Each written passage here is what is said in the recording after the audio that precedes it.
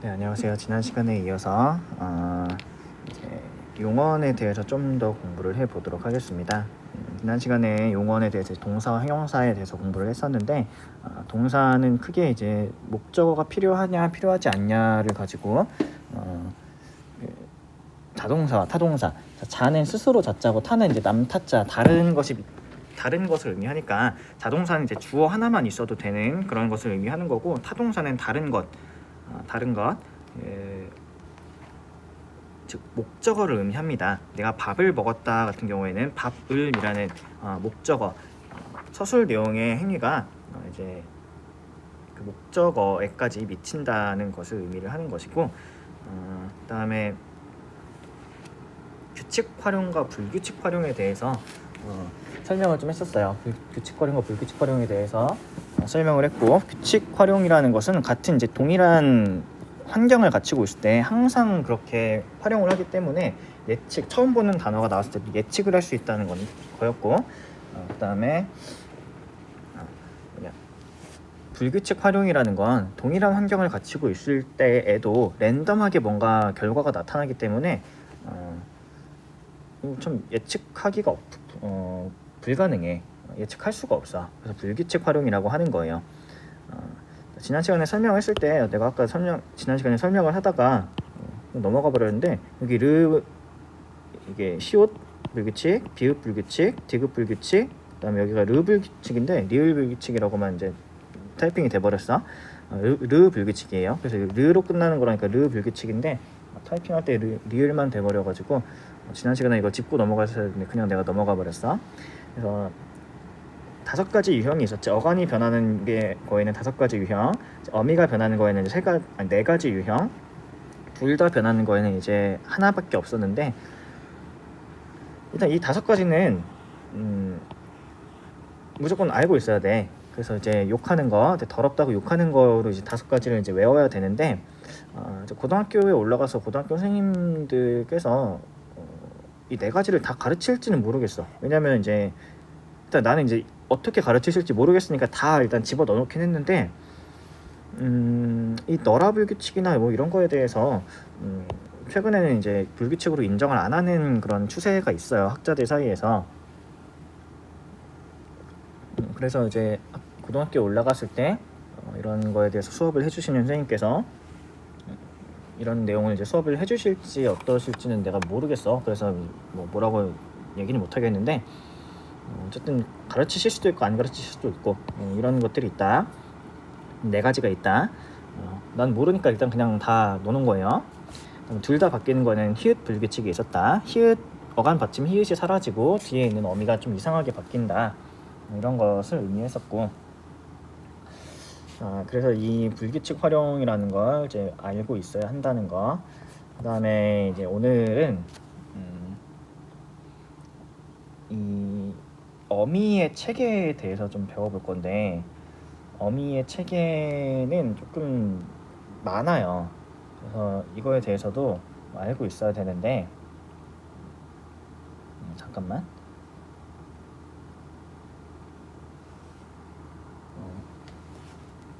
어미의 체계를 이제 알기 위해서는 이게 선어말 어미와 어말 어미라는 개념에 대해서도 이해를 해야 돼. 선어말 어미와 어말 어미, 그럼 이제 한자를 좀 살펴봐야 되는데, 선어말 어미는 무슨 뜻이냐? 선은 이제 먼저 앞선다, 앞에 있다는 얘기인 거잖아. 이제 어는 이제 말이라는 거고, 말은 끝을 의미하는 거야, 끝. 그럼 이제 말 끝에 오는 어미는 어말 어미인 거고, 말 끝에 오는 이 어말 어미의 앞에 오는 어미는 이제 선 어말 어미예요. 무슨 말이냐? 먹었다를 보자. 먹었다를 보면 먹었다의 형태소를 분석한다고 치면 이렇게 3개로 나뉠 거 아니야. 먹은 어간이고 엇과 다는 어미일 거 아니야. 이 어미도 가만히 보면 유형이 다르다고. 얘는 이제 말 끝에 오잖아. 얘는 어말 어미인 거예요. 근데 얘는 어말 어미의 앞에 오지. 어말 어미의 앞에 와. 따라서 먼저 선자, 앞에 온다는 먼저 선자를 써서 선 어말 어미. 어말어미의 앞에 오는 어미들이라고 해서 선어말어미라고 하는 거예요. 그러니까 어미를 크게 둘로 나누면 이렇게 위치에 따라서 말 끝에 오는 어말어미와 그 어말어미의 앞에 오는 선어말어미. 근데 이거 뭐 중간 어미라고 말하는 것도 이상하고 뭐라고 말해야 될지 모르겠으니까 그냥 얘를 선어말어미라고 이름을 붙인 거야. 선어말어미라고. 따라서 이제 선어말어미까지 이제 그 의미를 좀 이해해. 내가 이제 선어말어미라는 말을 처음 들었을 때 너무 이상했어. 뭔 말인지도 모르겠고. 그렇지만 이제 우리는 알아야 한다. 선어말어미라는 것은 이제 먼저 선자, 어말어미의 앞에 오는 그런 애들을 그 위치를 가지고 나눈 거야. 근데 이 위치를 가지고 나눈 선어말어미와 이 어말어미도 또 여러 가지 종류로 나뉘는데, 선어말어미는 크게 이제 주체 높임 선어말어미, 시제 선어말어미, 공선 선어말어미로 나뉘어요. 이거는 이제 나중에 배우게 될 뭐 높임법에는 주체 높임법, 객체 높임법, 그다음 상대 높임법이라는 게 있는데 그 중에서 이제 주체 높임법과 관련된 개념이야. 나중에 다 배우게 될 거예요. 자, 시제도 나중에 다 배울 거고, 시제는 뭐 절대 시제, 상대 시제 뭐 이런 거 다 배울 거예요. 공선도 마찬가지고. 어쨌든 주체 높임 선어말어미는 시야, 시. 뭐 가시다, 집에 가시다. 그럼 이제 간다는 행위를 이제 높이는 거잖아. 왜냐면 주체가 가는 행위를 하고 있는 이 주체가 높임의 대상인 거야. 그래서 따라서 시를 붙이는 거예요. 이런 시가 이제 선어말어미의 종류 중에 하나. 주체 높임, 주체를 높여. 시가 나오면 항상 주체를 높이는 거야. 그래서 너희가 이제 뭐 아메리카노 나오셨습니다 이렇게 얘기를 하면 이거에 대해서 비판하는 사람들은 뭐라고 비판을 하냐. 여기 나오셨습니다는 이건 시 플러스 어시잖아. 어쨌든 시가 있을 거 아니야. 그럼 시는 주체를 높인다는 거야. 그럼 뭐가 나왔냐면 아메리카노가 나왔잖아. 이 문장에서 주어는 아메리카노야. 그러면 야, 이 멍청한 놈들아, 너네는 이 아메리카노를 높이고 있는 거야. 따라서 이 시를 쓰면 안 돼. 아메리카노 나왔습니다 라고 이야기를 해야지. 이제 아메리카노 나왔습니다 라고 이야기를 해야지 문법적으로 적절한 거지. 아메리카노는 높임의 대상이 아니잖아. 자, 그런데 이렇게 아메리카노 나왔습니다 라고 하면 이 듣는 사람이 기분이 나빠진단 말이야. 나를 무시하나? 왜 나를 안 높여? 그러니까 이게 사람이 참 이제 그런 거지. 공부를 못해서 그런 거겠지? 이렇게 말하면 안 되는데. 이런 거에 대해서 이제 구체적으로 이제 공부를 못 해봐서, 내가 못한다고 방금 얘기한 거는 뭐 멍청하다, 스투핏하다가 아니라 이거에 대해서 이제 알지 못하기 때문이겠지. 시라는 건 이제 주체를 높인다는 거고, 주체라는 건 청자와 의미 관련이 없는 거다. 나중에 너희가 이제 높임법을 배우게 되면 높임법은 세 가지가 있어. 주체 높임이 있고, 상대 높임이 있고, 객체 높임이 있는데 굉장히 어려워. 어려운 건 아닌데 아무튼 처음 배울 때는 헷갈려. 주체와 상대가 서로 다르다는 걸 이해하기가 어려워. 주체와 상대가 서로 다르다는 걸. 주체라는 것은 문장의 주어잖아. 서술 내용의 주인이 주체인 거지. 서술 내용의 주인을 높이는 것과 듣는 사람을 높이는 건 달라요. 그러니까 이걸 이해하기가 어려워. 예를 들면 이걸 왜 이해하기 어려워하냐면 대체로 주체와 상대가 동일하기 때문이야. 뭐 예를 들어서 집에 가셨어요? 그때 왜 집에 가셨어요? 라고 물어본다고 치자. 그때 왜 집에 가셨어요? 그럼 이때는 집에 간 주체도 당신이고 듣는 사람도 당신이야. 근데 시를 통해서 주체인 당신을 높이고 있는 거고, 요를 통해서 듣는 사람을 높이고 있는 거야. 그러니까 주체와 상대가 서로 다른 건데 이걸 잘 이해를 못해. 얘가 너무 다른 길로 새버렸네. 아무튼 이제 미안하고, 다시 돌아오면 아메리카노 나오셨습니다 해서 이제 습니다를 통해서 듣는 사람인 손님을 이미 충분히 높였어. 이건 손님을 높이는 말이야, 습니다는. 근데 시는 주체를 높이는 거지. 주체는 아메리카노야. 그럼 엄밀히 말하면 아메리카노 나왔습니다 라고 하면 돼. 이미 높였어. 손님을 높일 만큼 높였어 이미. 근데 이제 사람들이 이거 잘 구별을 못하니까, 어려우니까, 헷갈리니까 왜 시를 안 넣냐 하고 따지기 이제 시작하는 거지. 컴플레인을 걸기 시작하는 거지. 그러니까 이제 알바생들이 어쩔 수 없이 나오셨습니다 라고 얘기를 하는 게 뭔가 더 예의 있어 보이는 것도 같고 문법적으로 따졌을 때 틀렸지만 뭔가 예의 있어 보이는 것 같으니까 쓰는 거예요. 틀린 것들이 지금 대환장 파티인 거야. 그래서 아메리카노를 높이고 있는 나는 아메리카노보다 낮은 사람이라는 걸. 근데 가만히 생각해보면 아메리카노보다 최저 시급이 낮을 때도 있잖아. 뭐 아메리카노는 그렇다고 치지만 뭐가 있냐, 토피넛 라떼라고 친다거나 뭐 돌체 어쩌고 막 이런 거 내 시급보다 높을 때가 있잖아. 그러면 이제 높여도 되겠지, 내 시급보다 비싼 분이니까. 근데 아메리카노 정도는 뭐 보통 한 4,000원 5,000원 하니까, 시급은 보통 요새 뭐 최저 시급이 얼마냐, 8,000원 정도 하지 않나. 아무튼 농담이고, 높임의 대상이에요. 시는 어디까지 했다가 이렇게 왔냐, 서나마러미에 대해서 설명하다가 왔구나. 서나마러미 중에는 이제 주체 높임 서나마러미가 있고, 이건 시라는 것을 통해서 실현이 된다. 그다음에 시제 표현의 서나마러미가 있어요. 앗, 엇, 는, 니은 이런 거. 여기는 이것도 시제 표현의 서나마러미인 거야. 어마러미는 씁니다고, 어마러미 앞에 오면 다 그냥 서나마러미인 거예요. 그래서 이제 시제를 표현하는 경우도 있어. 엇다. 그럼 이거 서나마러미 엇. 시제, 과거라는 시제를 나타내는 그런 서나마러미다. 그다음에 공손 표현 서나마러미는 이제 공손하게 얘기를 할 때, 가시옵소서.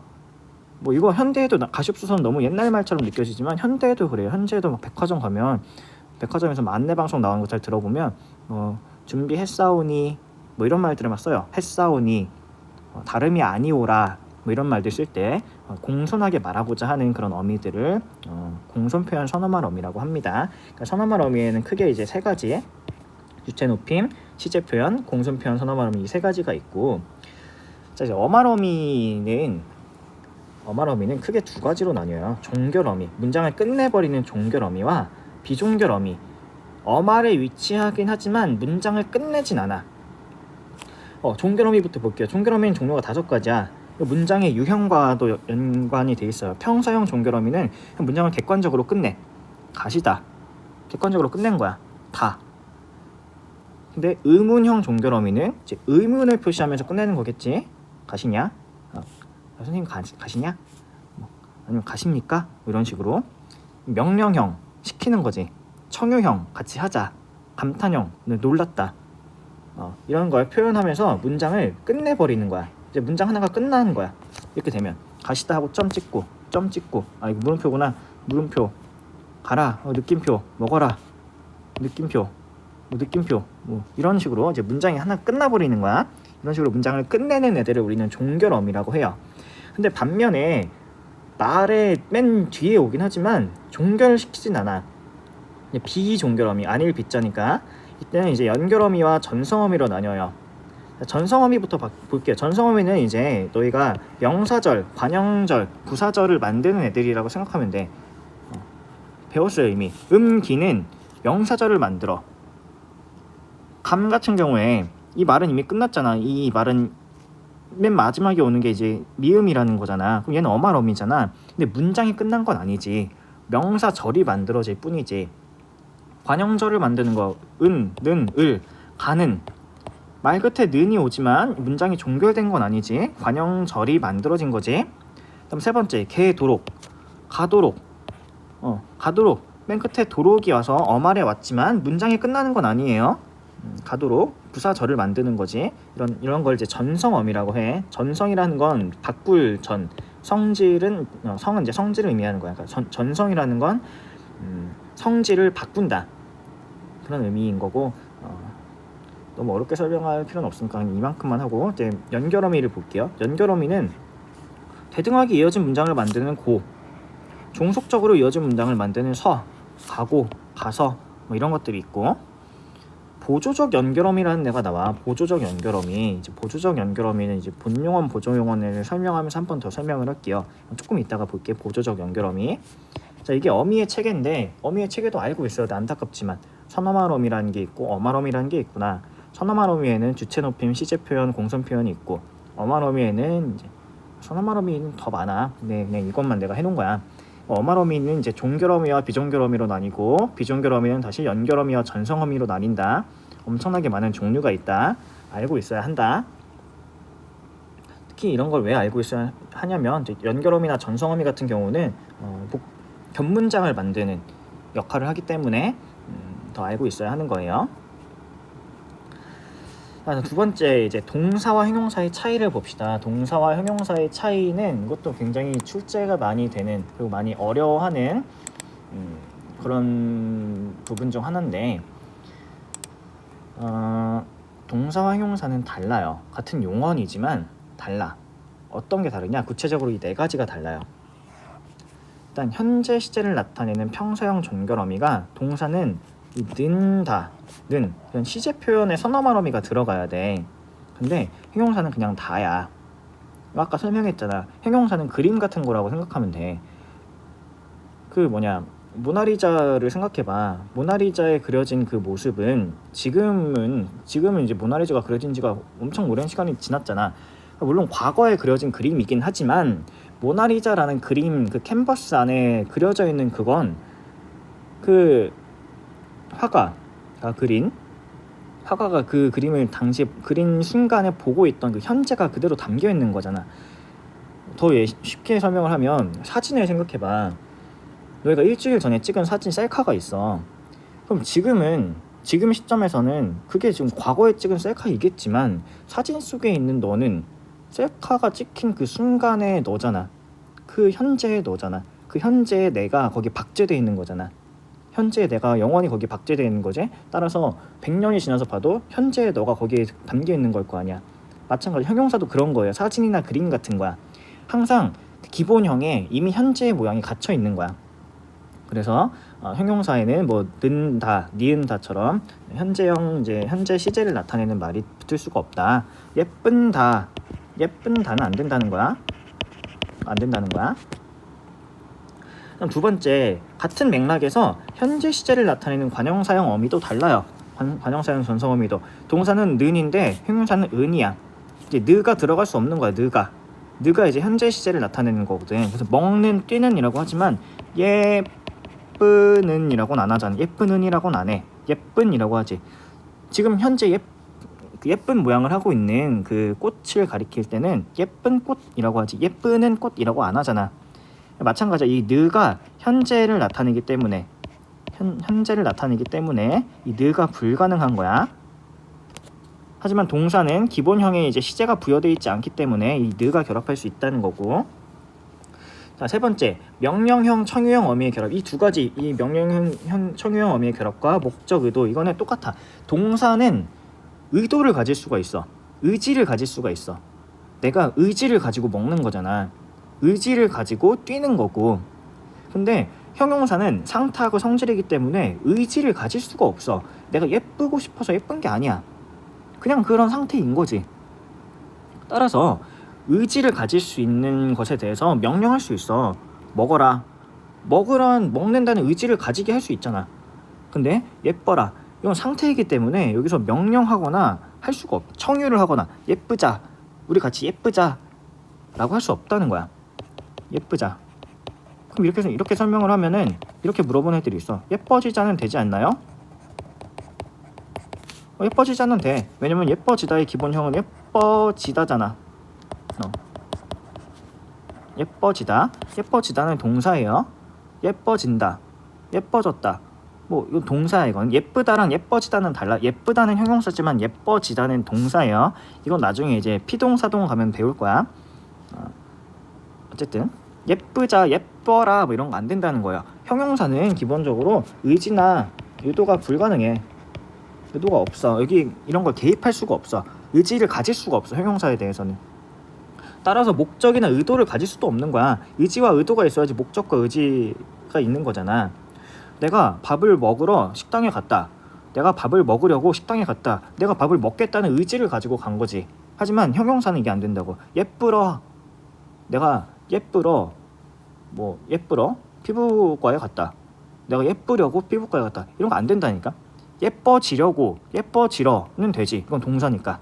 하지만 예쁘려고는 안 됩니다. 이건 형용사이기 때문에 의지나 의도가 개입될 수 없고 목적이나 의도를 가질 수가 없다는 얘기야.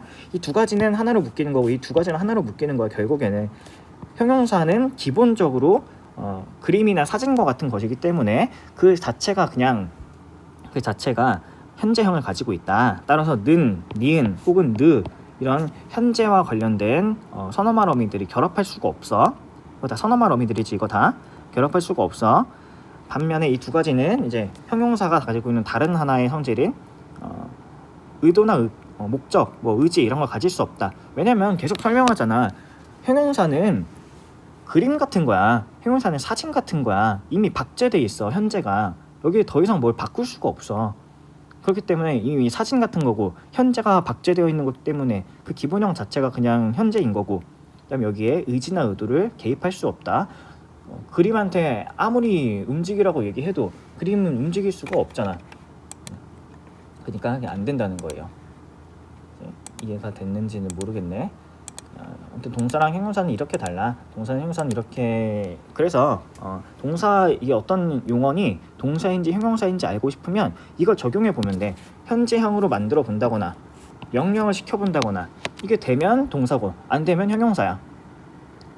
이런 문제를 낼 수 있겠지. 너희가 잘 본 적이 없는 5가지의 용언을 선지로 주고 이 중에서 그 품사가 다른 것 하나를 골라라 하면 문제 하나가 완성이 되잖아. 그럼 이때 이 문제를 해결하기 위해서는 이 5개의 용언들에 대해서 현재형을 만들어 본다거나 명령형을 만들어 본다거나 하면 되는 거예요. 그게 되면 동사고 안 되면 형용사라는 거지. 하지만 항상 예외는 있지. 이게 100% 적용되는 건 아니에요. 근본적인 그 차이는 알고 있어야 돼. 동사는 근본적으로 움직임을 나타내고 형용사는 근본적으로 상태를 나타낸다는 이 차이를 이해하고 있고, 그다음에 이걸 적용하는 건 그냥 부차적인 거야. 무슨 말인지 이해를 했으면 좋겠네.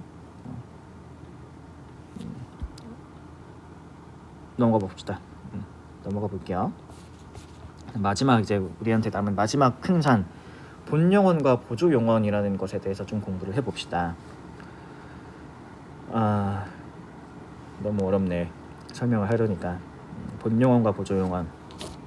우리가 이제 혼문장인 견문장을 공부를 할 때 서술어로 쓰일 수 있는 단어가 2개 이상이면 그건 견문장이라고 공부를 했어요.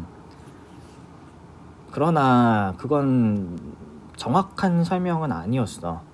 왜냐하면 본용언과 보조용언이라는 개념이 있기 때문에 이 본용언과 보조용언에 대해서는 서술어가 2개 이상이어도 혼문장으로 봐야 해요. 무슨 말이냐? 본용언이라는 건 이제 본래의 그 의미를 실질적으로 가지고 있는 용언이 이제 본용언이고, 보조용언은 약간 의존명사 같은 거라고 생각을 하면 돼. 명사긴 한데 약간 뭐 좀 이상한 애들 있었잖아. 의존명사. 그것과 같은 거야. 용언이긴 한데 보조용언은 실질적인 의미가 아니라 문법적인 의미를 가지고 있어. 뭐 예를 들어볼게. 주다라는 용언이 있어. 주다. 자, 주다가 기부라는 의미를 본래적으로 가지고 있잖아. 내가 선물을 누구한테 줘.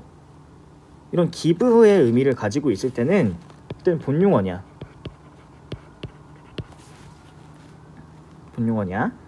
이거 주다는 약간 너희가 헷갈릴 것 같다. 예시를 들다 보면 보다가 더 쉽겠다. 보다가 C의 의미를 가지고 있을 때 이게 C가 보다가 가지고 있는 본래적인 의미잖아. 일단은 본용언이에요. 근데 예를 들어서 먹어보다, 여기 띄어쓰기인 거야. 먹어 띄고 보다. 자, 먹어보다로 쓰였어. 이때는 이 보다가 C의 의미가 아니지. 이때는 뭐 완료라는 그런 문법적인 의미를 가지고 있는 거예요. 시도하다, 뭐 완료하다 이런. 자, 그러다 보니까 이런 경우 먹어보다, 먹게 하다, 먹고 싶다, 먹지 않다 이런 경우에 이 뒤에 있는 것들이 문법적인 의미를 가지고 있다는 거야. 문법적인 의미를 갖고 있다는 거예요. 자, 그러다 보니까 얘네는 다 보조용언으로 처리가 됩니다. 본이 아니라 보조용언. 보조용언이라는 건 그런 거야. 찢어버리다를 보자. 이 버리다가 영어로 하면 뭐냐, throw away인가 뭐 이런 의미를 가지고 있는 애잖아. 내가 종이를 찢어서 쓰레기통에 버렸어. 이런 경우에는 본용언과 본용언이 연결되어 있다고 보는 거예요. 그런데 내가 신문을 찢어버렸어. 찢는다는 행위를 강조하는 거잖아. 찢어버리다.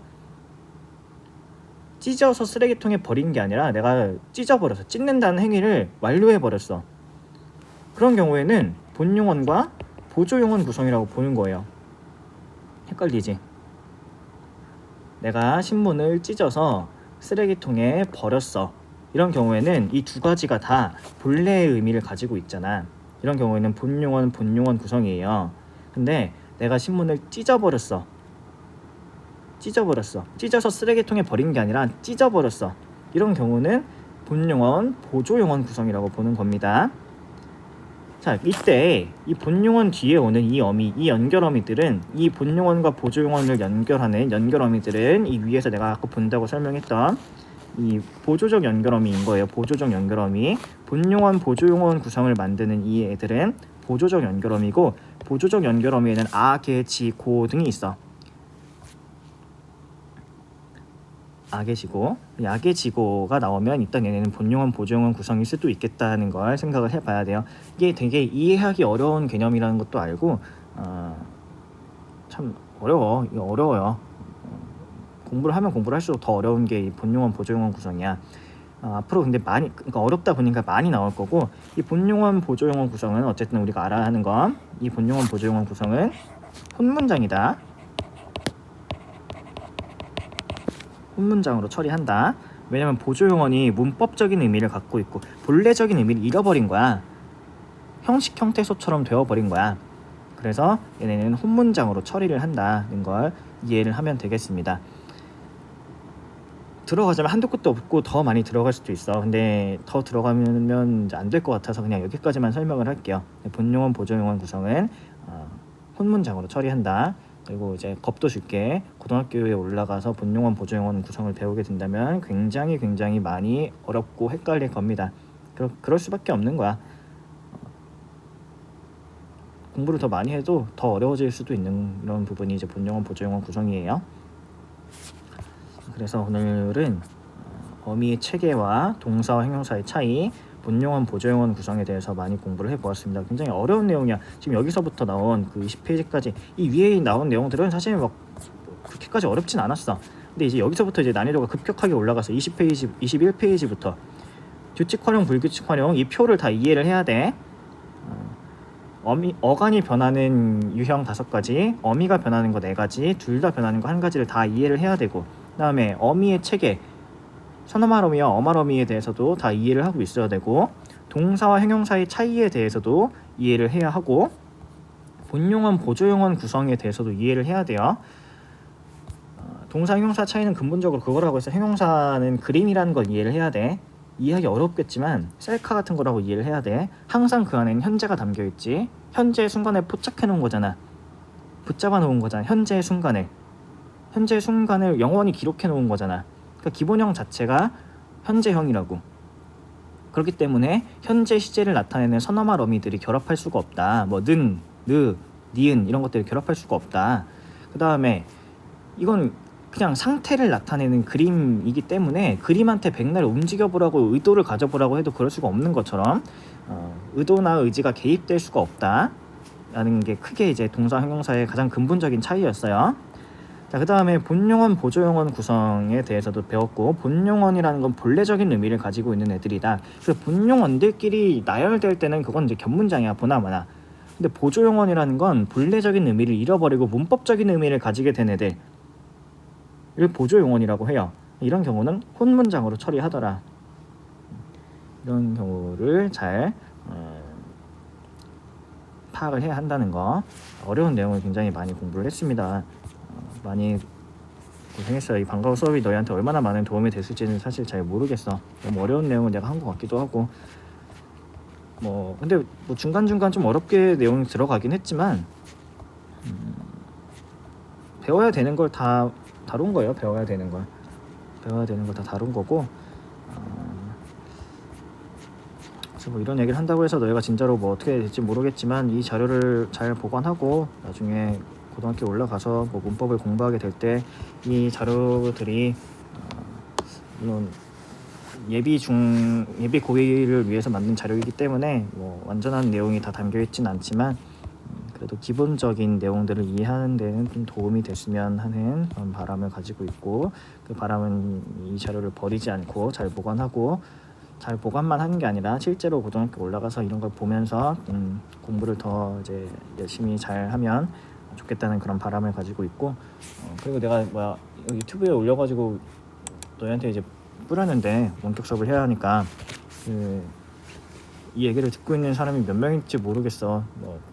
첫 번째 올린 영상에 대한 결과를 보니까 총 시청 시간이 2시간이더라고. 내가 30분짜리 동영상을 올렸는데 총 시청 시간이 2시간이면 이 수업을 다 들은 사람이 4명밖에 없다는 거잖아. 지금 아마 이 강의를 듣는 사람은 더 적을 수도 있겠지. 몇 명이나 이 강의 지금 내 말을 듣고 있을지는 모르겠지만 약간 공허한 이런 약간 그런 말이 될 수도 있을 것 같아. 이 영상을 녹화해서 인터넷 세계로 올려서 전파를 써 올렸지만 아무도 듣지 않는다는 그런 슬픈 게 될 수도 있겠지만 어쨌든 고생 많이 했고, 언제든지 공부하다가 모르는 거 있으면 고등학교 올라갔었든 언제든 항상 물어봐도 됩니다. 질문하는 거에 대해서 항상 기뻐하고, 질문 받는 걸 기뻐하고, 설명할 수 있다는 거에 대해서 기뻐하는 사람이니까 언제든지 질문하세요. 오늘 이제 반가운